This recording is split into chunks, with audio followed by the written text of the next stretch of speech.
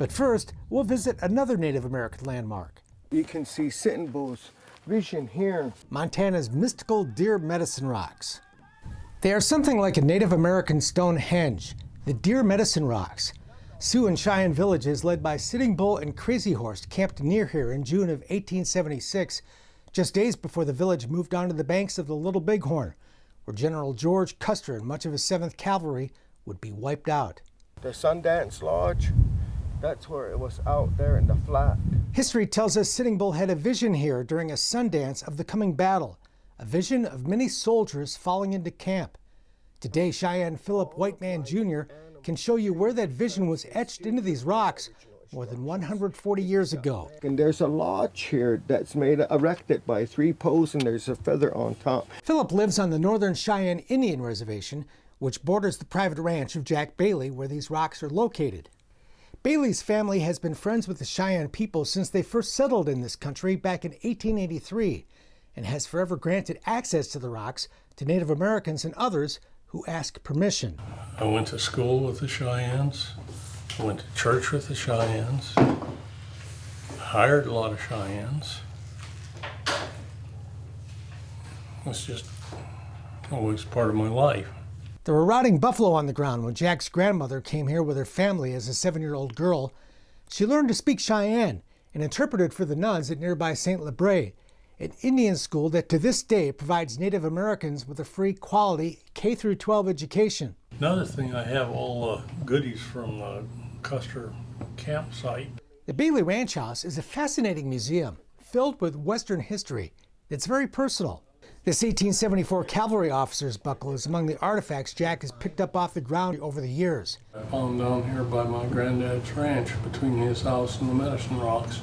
He also owns a McClellan saddle ridden by a soldier pursuing the Indians in the months following the Custer fight. Famed frontier photographer L.A. Huffman sold Jack's grandfather the brand his ranch still uses. In 1908, and our son John still uses it. And the brand is in a history book. H&1/2 is the brand. There's Black Wolf. So is a photo of Black Wolf, a grandfather of Philip Whiteman Jr. Jack has been adopted into the Black Wolf family. We've been adopted several times in the tribe. A Cheyenne tradition honoring close friends. We had that big fire 3 years ago and burned up all our grass. And the Cheyenne tribe invited us to lease their surplus grass. The white guy couldn't do that. And on his wall hangs the skull of a buffalo he shot back in 1952 on the Crow Indian Reservation, after the Crows donated 3 buffalo to feed the children of St. Lebré. And they gave them to them in the middle of the damn winter, and they wanted us guys to take our horses and go up there and kill them and get the meat out for the kids. They had a lot of kids in there, school, Crow kids. So that's what we did. Jack later loaned the skull to the Cheyenne for use in a Sundance ceremony. Some of the war dancers. You could spend all day talking at Jack's house. Your father's grandmother, shower dress woman. Yeah. She's the one that was at the Battle of Little Bighorn. But we've come here to see the rocks. With Jack not as young as he used to be, Philip will be my guide. It's got to be handed down. You just can't learn it from a book. As we drive out on a dirt ranch road, ominous smoke from a summer wildfire appears over the horizon. Nature reconditioning itself. Philip says these rocks are not a tourist attraction, and he and many others believe they contain great spiritual significance. We'll stop several times along the way as Philip gets out and prays in Cheyenne. We don't come here to pray to the rock. We don't come here to pray to the sun. We come here to offer prayer, meditation, to connect to the energy, the creator of the universe.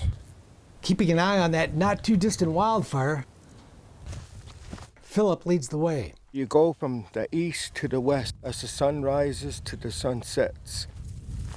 This is sacred ground. This rock is known as, to the Cheyennes, it means motion picture rock. The pictures that change and are created by this rock. Images of teepees, animals, elk and bear, other mysterious images. It's a symbol of an enemy. Jack Bailey says he's seen other things here too. We see some things over there that a lot of people would not like to believe, but you don't have to tell that because people think it's a lie. Right. But it's not.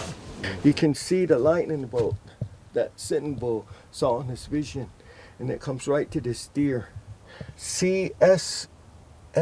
There are also the names of soldiers who rode with the 7th Cavalry who left their mark on these rocks. Jack, he has researched those names, and he found them. Sitting Bull signed it too. Right here.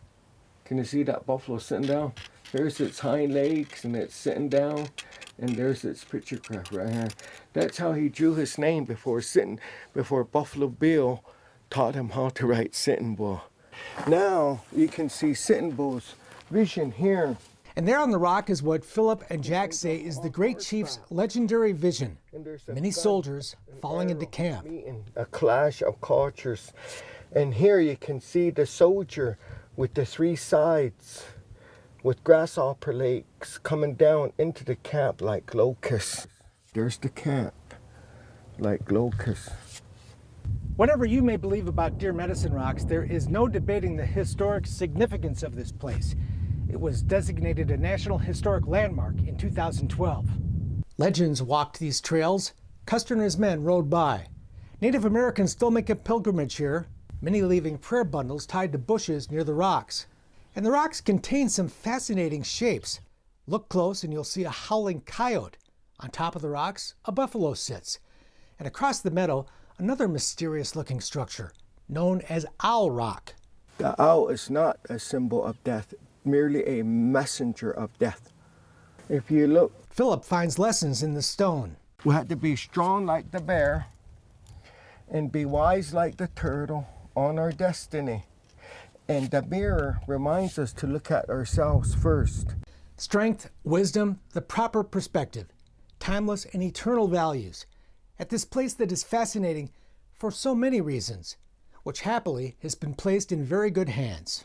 I just like history, and I like people, and I like to visit.